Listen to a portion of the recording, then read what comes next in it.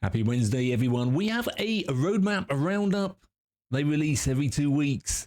And this one has got a lot of 318 juiciness.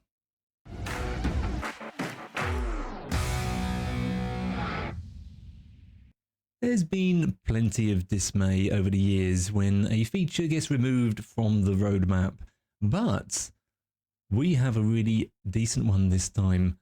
It comes to point of interests and various missions around Stanton. We have had crash sites in the game in the form of ships in the past, and now we've got, well, bigger ships like the new Reclaimer, Derelict, Ghost Hollow, and we also have a bunch of colonial outposts. In 318, we have Daymar crash sites. They are going to be using parts of the Star Runner and 600i, and they are going to be adapted more to that particular biome, which is going to be the case for wreck sites in the future. We can expect puzzles, hostile AI, and missions, etc. in these crash sites, just like we can with the previous ones. Cloud Imperium are looking at placing hundreds and hundreds of rivers and accompanying lakes, etc. around Stanton. And in 318, we are getting more rivers on Microtech as well as Hurston. Rivertech is coming along nicely and they are easier to place, but we don't really have too much going on with them just yet in the form of missions, contracts, and exploration. Also coming to the Stanton system are the new sand cave archetypes, where we can expect to see these, particularly on Daymar. We can probably expect the same type of contracts to go alongside those cave systems. I can imagine this being much like a visual difference between the caves, the tech itself being relatively the same. However, that's not to say that we won't find ice caves more difficult to traverse, for example. Also, on the 318 cards are changes to the Arena Commander Classic race modes. It is being overhauled.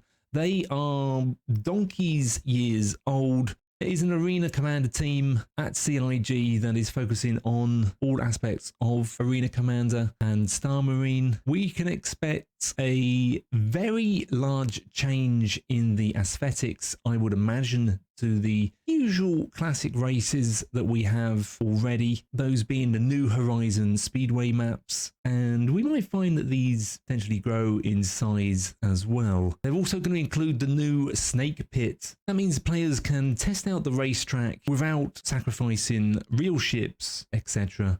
when it comes to dying in the PU. Another card making an entry onto 318 is the Sandbox Prison Activities. CLG are expanding prison gameplay with a new suite of missions and also activities that give inmates more opportunities to earn merits and also aid in their escape from prison. The prison system at the moment is a little lackluster. It's a bit empty in there. There are already 1 or 2 contracts that you can take to help earn a little bit of freedom quicker in the prisons. And there is the escape route, which is absolutely fantastic. I thoroughly enjoy that. If you didn't want to escape from prison and you wanted to do your time, then it's a little bit vacant inside there, so this is going to open that up nicely, hopefully with a few more interactables and possibly NPCs maybe to talk to as well. Security Post Korea SPK,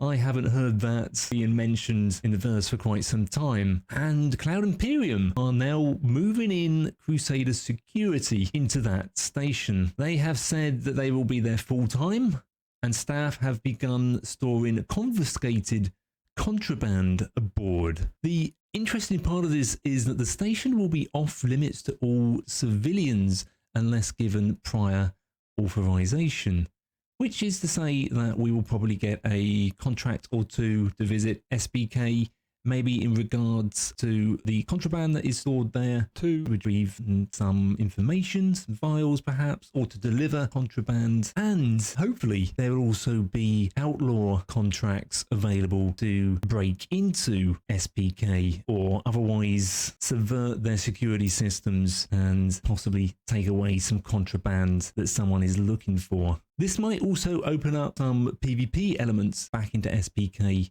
as well as contracts for outlaws and goody two-shoes alike may well cross paths. This is, of course, just my idea. We will just have to wait and see what we get.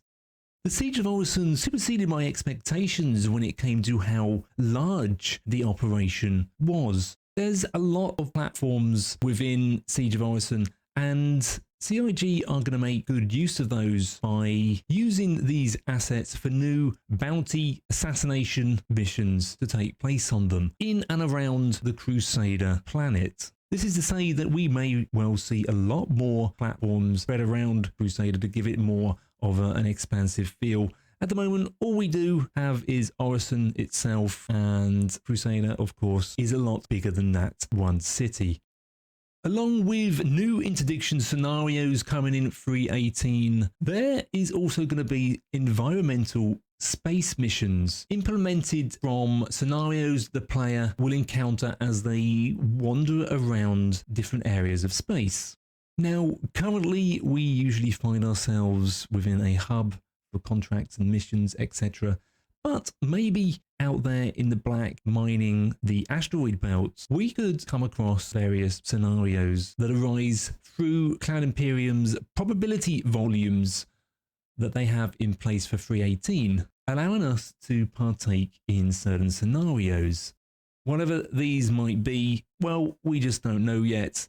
It could be stumbling across a space wreck and exploring to find some decent loot inside, or maybe someone is lost out there and as you come into view, you get to pick up their signal. Or maybe there's some kind of interesting space anomaly that we can detect, scan, record the data, and perhaps send back to an NPC somewhere. Again, we are just going to have to find out how far this takes us in 3.18. Lastly, we have salvage hull stripping, and it is nice to see that this is not disappearing from a roadmap, and indeed is actually getting a small increase to its gameplay. Anyone now in 3.18 with an Aegis Reclaimer will be able to hull strip using that Reclaimer's salvage turrets. I don't usually report on roadmap roundups, but this one is really cool and I'm really looking forward to 3.18 now. We've had 2 weeks where extras have been placed on the 3.18 cards, making the patch appear to be one of the biggest to come to the game to date. 3.18 is tentative for a Q3 release this year, so we are in for quite a wait. The reason for this, we all know to be persistent entity streaming. It's a giant piece of tech that needs a lot of testing and can potentially take a lot longer to fix all the bugs. But it is going to be worth it when we finally get our hands on this giant patch. I'm Neil, Chief of Team Brigade. Take it easy, citizens. 1, 4, 2,